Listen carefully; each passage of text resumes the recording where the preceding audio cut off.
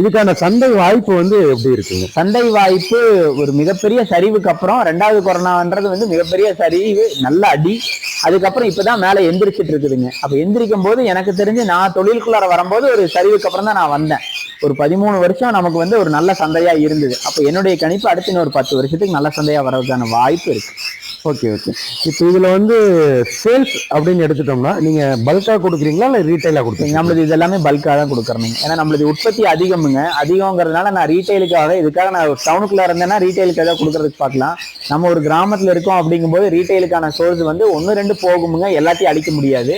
அதனால மொத்தமா தான் கொடுத்துட்டு இருக்கேன். பல்கா வந்து பெட் ஷாப்க்கு கொடுத்துறேன். ஆமாங்க, வியாபாரிகள் வருவாங்க, அவங்க எடுத்துட்டு போய் பெட் ஷாப்புக்கு போட்டுக்கிறாங்க. ஓ, வியாபாரிகளுக்கு நீங்க கொடுத்துறீங்க. ஆமா. இதுல என்ன பிரைஸ் ரேஞ்சில இருந்து நம்ம கிட்ட இருக்குங்களா? இன்னைக்கு நமக்கு வந்து ஒரு 300 ரூபாயில இருந்து ஆரம்பிச்சது மேல அப்படியே எல்லாமே இருக்குது. நார்மல் லவ் பேர்ட் இன்னைக்கு ஒரு 300 ரூபாய்க்கு கொடுத்துட்டு இருக்கிறோங்க.